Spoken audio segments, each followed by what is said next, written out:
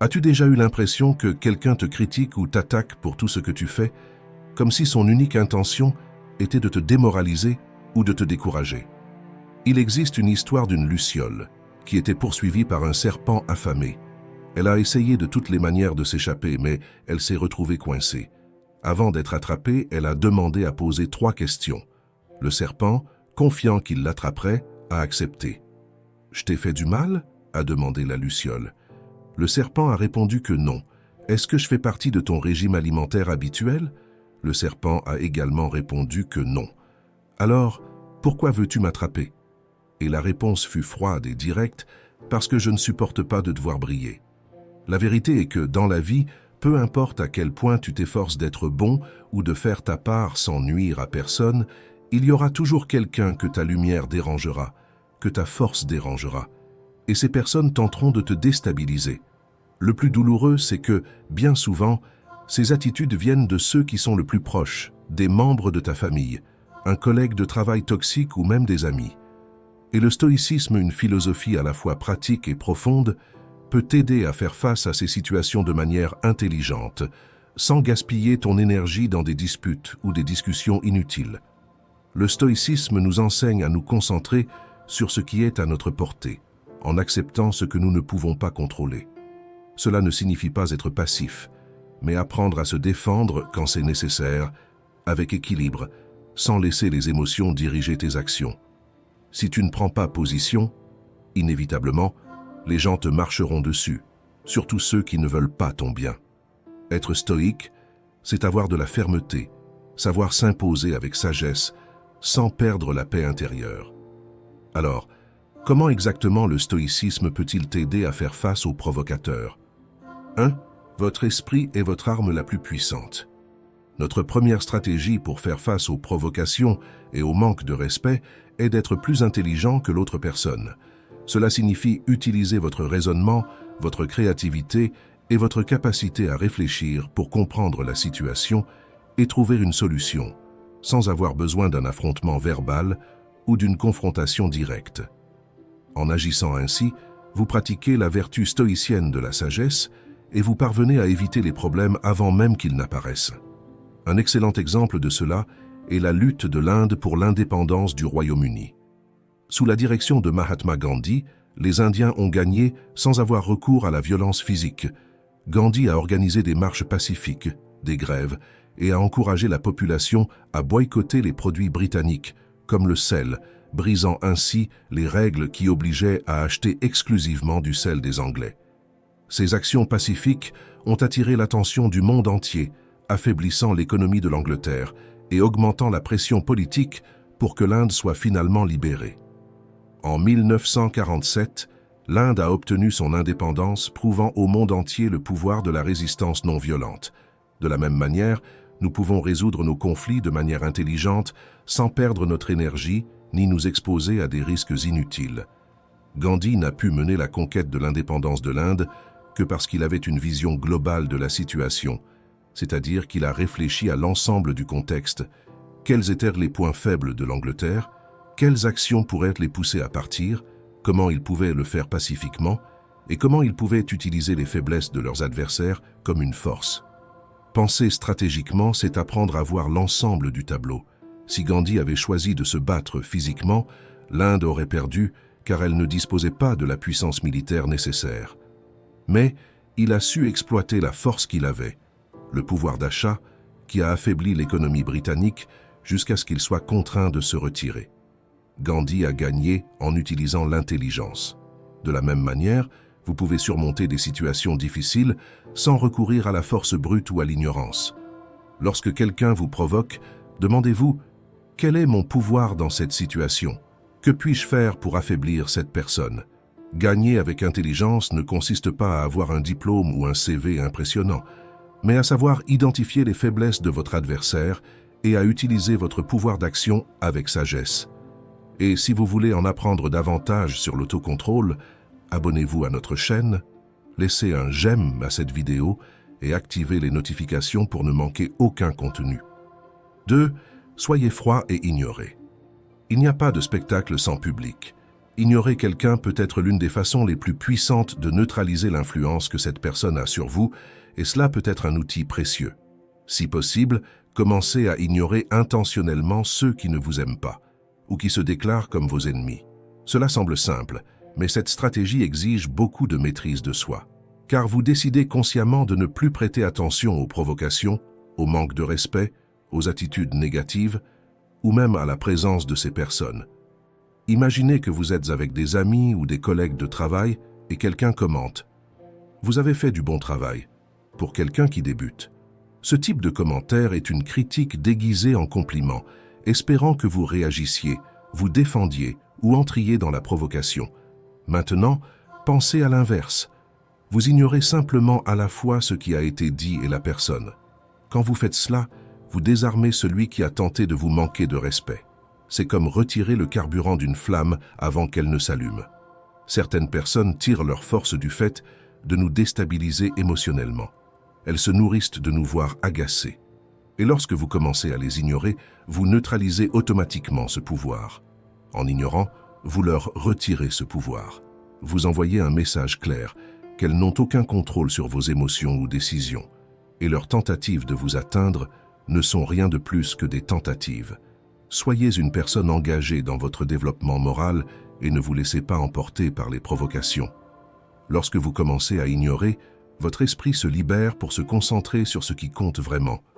Vous créez un espace mental et émotionnel pour investir dans vos objectifs, vos rêves et ce qui est à votre portée. Au lieu de perdre du temps à réfléchir aux réponses que vous auriez pu donner, aux façons de riposter ou d'humilier moralement cette personne, vous utilisez cette énergie pour ce qui est vraiment significatif pour vous. Le pouvoir que ces personnes ont sur vous n'existe que parce que vous le permettez, et vous seul pouvez décider de l'importance qu'elles auront dans votre vie. Vous pouvez décider de ne pas vous sentir lésé, et au lieu de céder aux provocations, de choisir la sagesse et de ne pas participer.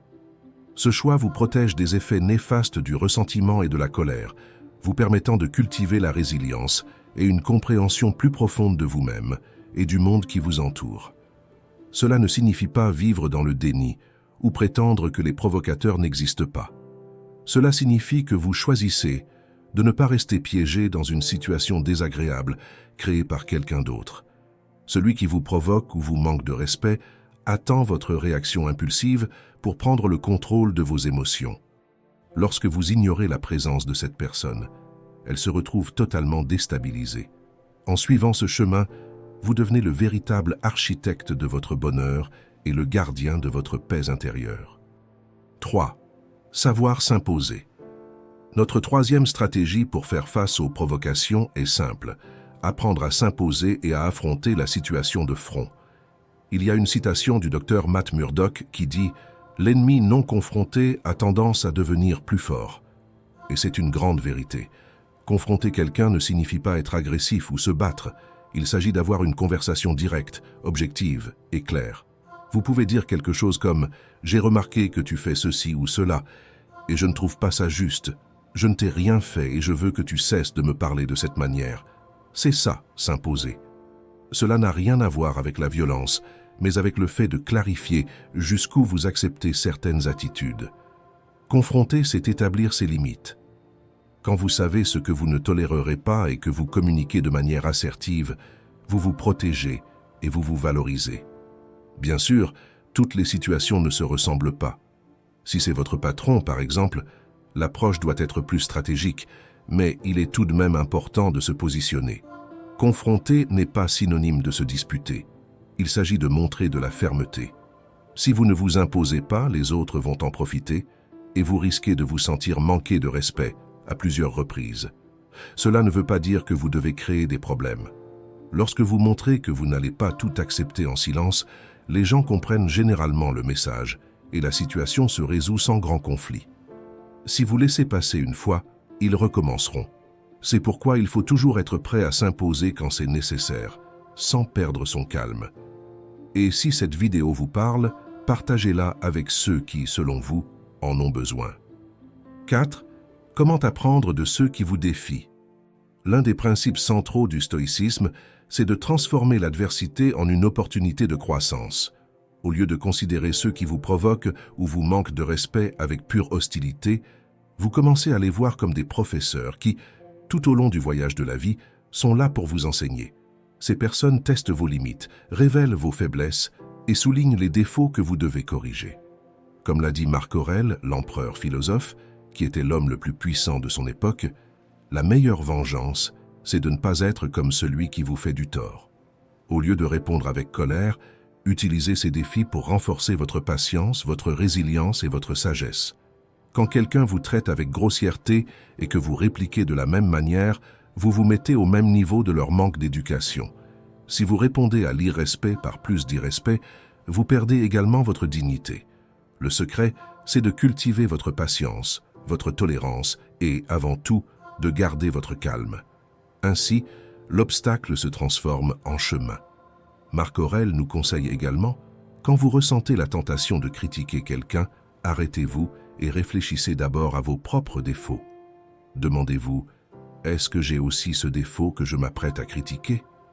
Souvent, nous exigeons des autres ce que nous ne sommes même pas capables de faire nous-mêmes. Penser ainsi apporte humilité et empathie.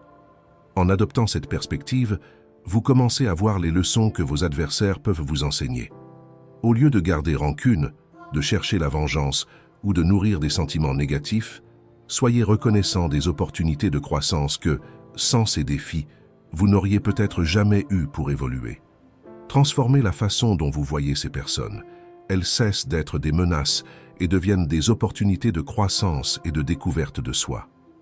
Comme l'a dit Épictète, que serait Hercule sans monstres et sans défis? Il n'aurait été qu'un homme ordinaire, oublié dans l'histoire. Ce sont les ennemis et les batailles qui l'ont rendu légendaire.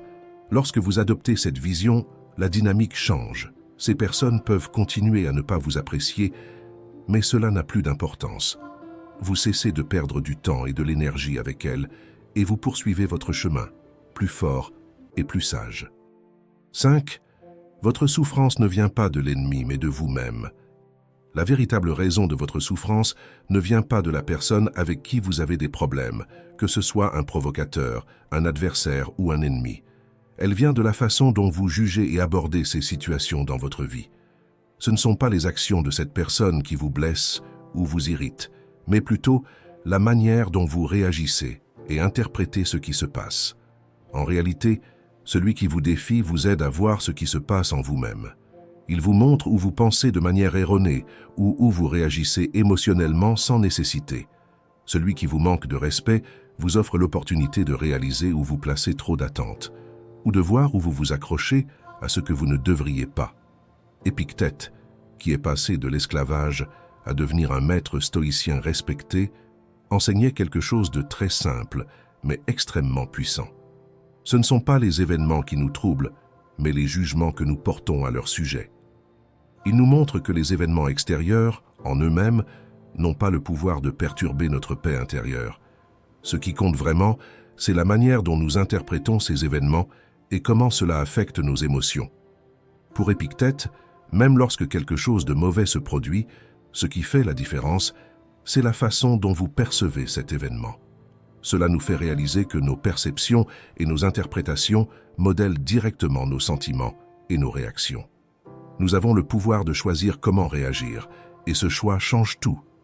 Lorsque vous réalisez que ce n'est ni la personne ni la situation qui vous dérange, mais ce que vous en pensez, vous gagnez une nouvelle force émotionnelle. Cela signifie que vous n'avez plus besoin d'être affecté par les provocations ou le manque de respect.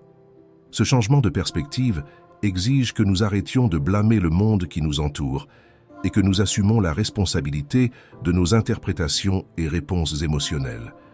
Au lieu de nourrir des ressentiments ou de blâmer les autres, nous pouvons nous poser la question « Pourquoi cela m'a-t-il autant offensé ? Pourquoi ce que telle personne a dit m'a-t-il tant irrité ? Pourquoi les actions de cette personne m'ont-elles blessé à ce point ?»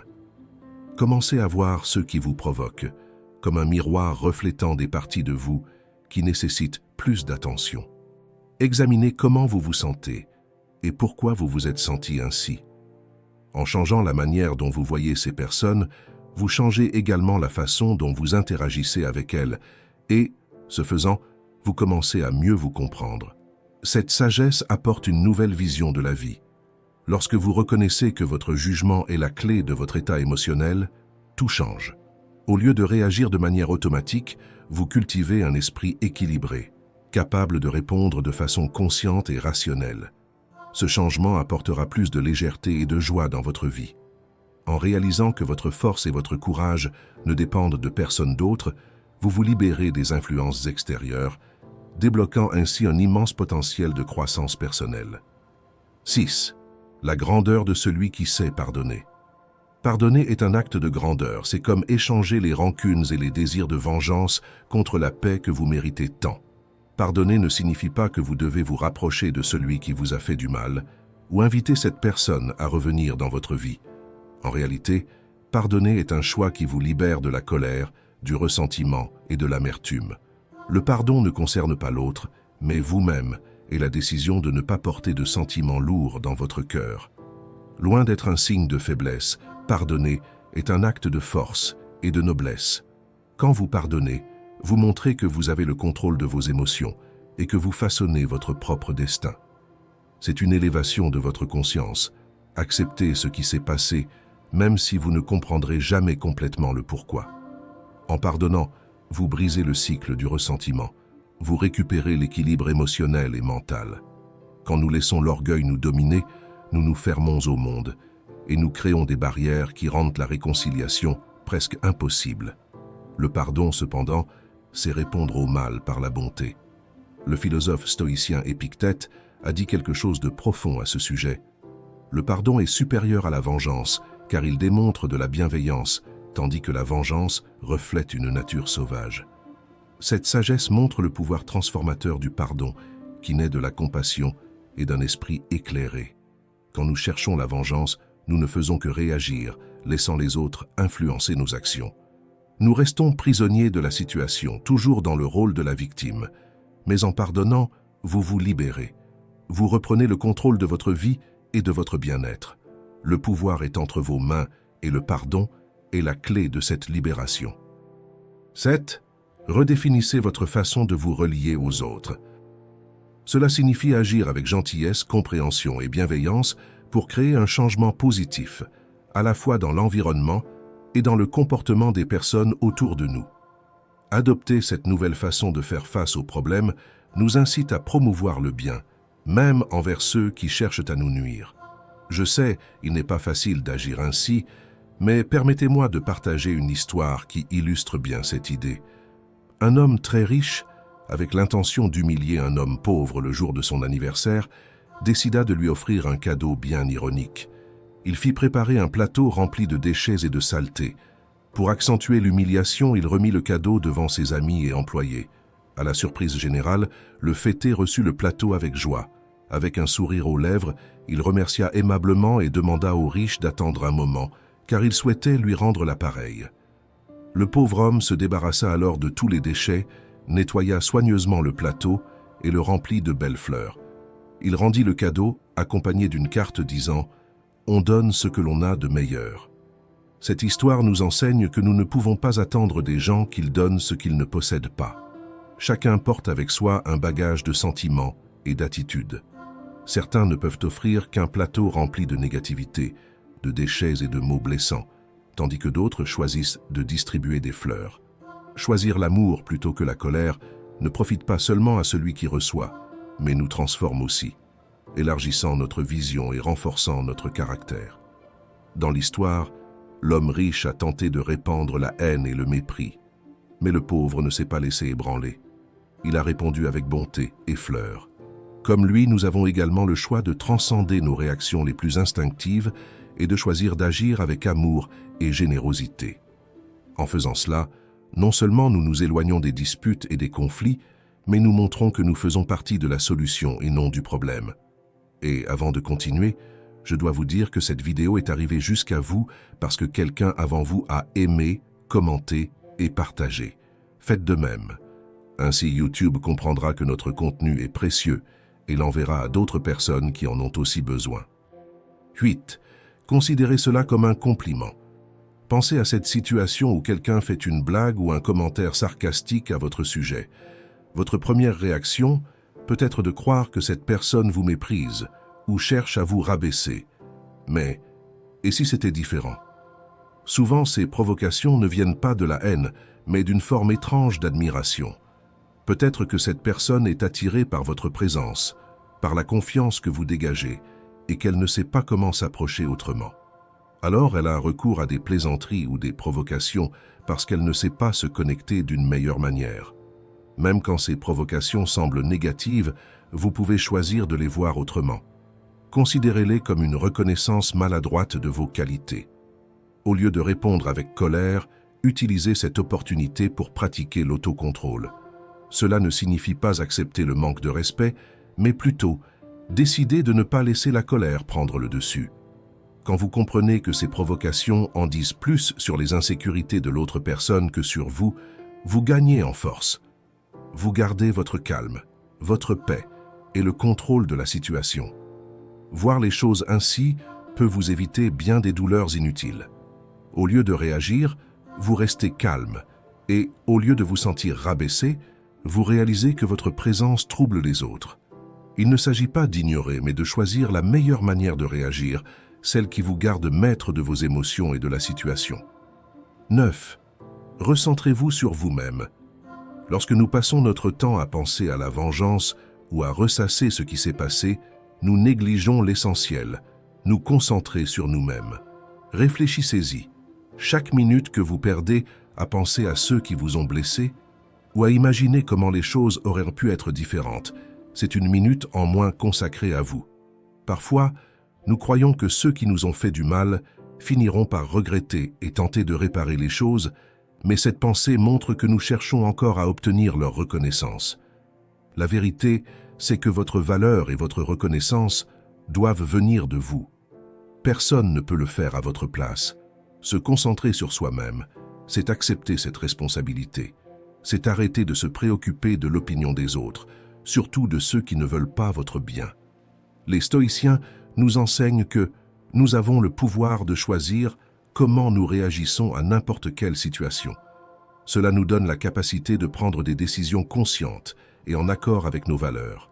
En suivant ces enseignements, nous entamons un voyage de découverte de soi, pardonnant, cultivant l'amour et brisant les barrières qui nous empêchent d'atteindre la vertu, la sagesse et surtout le véritable bonheur. 10. Le contrôle est entièrement à vous.